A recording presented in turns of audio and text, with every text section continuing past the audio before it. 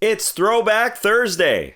Luka Doncic passes Magic Johnson on a select list. Zach LaVine did something that Michael Jordan was the last to do. And Trae Young did something his idol Steve Nash used to do all the time. Although, Trae didn't really like it much.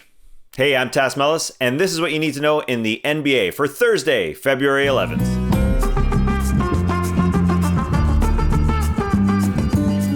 Let's start with Hawks Mavs, because the ESPN doubleheader, it was a good one. And the Hawks free agent to be John Collins looked like he was going to win this game for the Atlanta Hawks. They were riding his back. He had 33 points, getting whatever he wanted inside, especially because Kristaps Porzingis was in foul trouble. But this Atlanta Hawks team, same story all season long. They just can't close teams out. They're up by 9 going into the fourth, but their perimeter defense was lacking in that quarter. I'll make some excuses for them later, but Tim Hardaway Jr., the former Hawk, got hot. Jalen Brunson was torching Trae Young a little bit, and Luka Doncic choreographed it all, and it came down to the final play. Hawks down 1, 3.7 seconds remaining. Atlanta inbounding. Trae Young gonna get the ball, right? No, he plays decoy. A nice play by Lloyd Pierce. He sets a down screen on Willie Cauley-Stein. So John Collins looks like he has a free lane to the basket, where Kevin Huerter should inbound it to him for a huge alley-oop jam that could be the game winner. But Kevin Huerter decides not to go to him.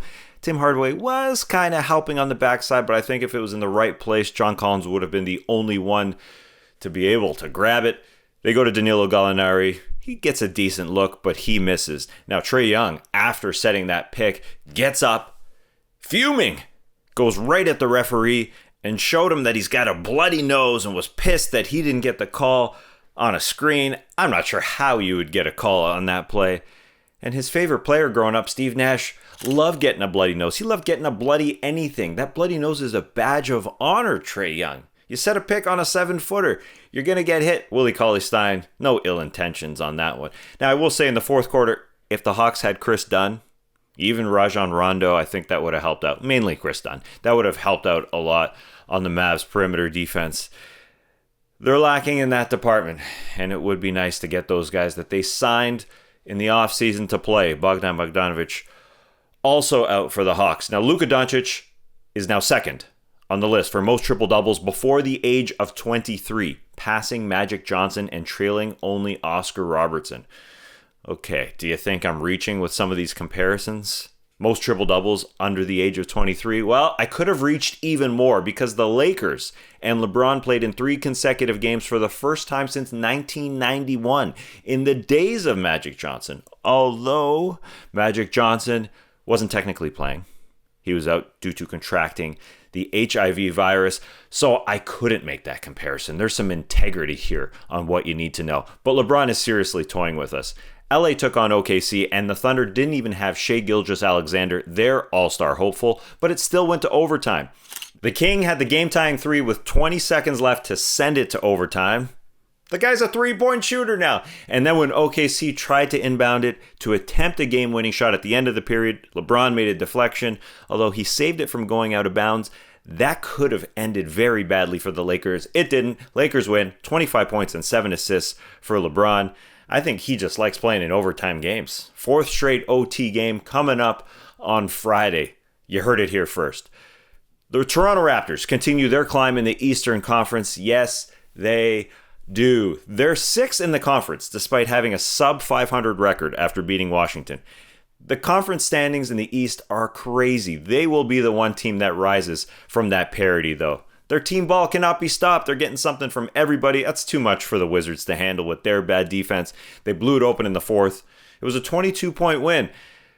But it was kind of closer than it appeared. Can you have a moral victory when you get beat by 22? Because the Wizards, they need those very badly. They're as healthy as they're going to get this season. They gave up 137 points. They're now at 6-16. They've got 50 games left in this shortened season.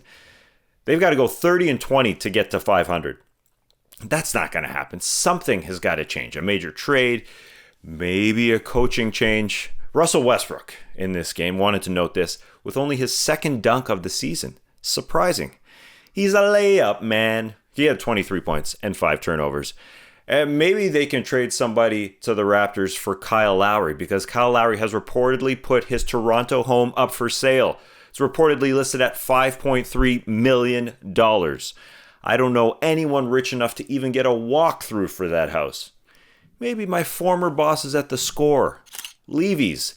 Hit me up. And let's get to that second game of the ESPN doubleheader. Giannis Antetokounmpo. Oh, Giannis had it going. 47 points by the way of Euro-stepping, alley-ooping, and mid-range jump shooting. The Bucks did a good job of getting him going downhill at DeAndre Ayton, who was left out on an island a lot of the time. But the Bucks didn't have Drew Holiday in their backcourt, opening it up for Chris Paul and Devin Booker, who combined for 58 points. I love me some Bryn Forbes, but he ain't Drew Holiday defensively. Despite Giannis' 47 points, this game came down to the final shot, and it was in Giannis' hands. They gave him the ball well beyond the three-point line. Looked like he had that steam going, but he pulled up in the mid-range, missed. Bucks lose, snapping a 5-game win streak. Pelicans Bulls. Speaking of points, Zach LaVine was the story. Even though the Bulls moved it around for a season-high 36 assists, it doesn't matter unless you have bucket makers to clinch those assists. LaVine had 46 points, rising way up on 9 made threes. He is the first Bulls player to score 120 in a 3-game span since Michael Jordan in 1997. Jordan didn't do it in 1998, huh? Slacker.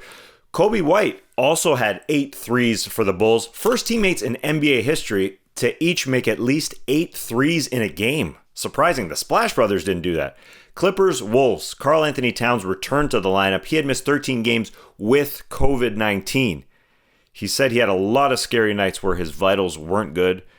He was not one of those that had an easy time and felt guilty about all the care that he was able to receive. Now, if you remember, Towns lost his mom Jackie to COVID-19 complications last year. The Clippers got the win, but Towns scored some points. That doesn't matter. It was the first time in a month he played basketball with any contact. So good to see him back on the floor. A few more games. Indy, Brooklyn. Brooklyn decided to play some defense against a solid team in Indiana. Of course they're going to get up for it. Indy only scored 30 points in the first half. Brooklyn snapped a 3-game losing streak. Kevin Durant back on Saturday as they go to Golden State. Hello! This game on ABC. Nuggets beat Cleveland in a rout. Grizzlies, Hornets. Memphis' Kyle Anderson. It was a strange sight. Hit 4 consecutive shots for the Grizzlies in the third quarter, all from the same spot in the corner. Bang, bang, bang, bang. Charlotte could not recover from that. Some news, quickly. Remember how the Mavs weren't playing the national anthem before games? Well, that has changed. The day after the Athletic report, the NBA issued a statement. Quote, with NBA teams now in the process of welcoming fans back to their arenas, all teams will play the national anthem in keeping with long-standing league policy. Mark Cuban said the Mavs will play the anthem.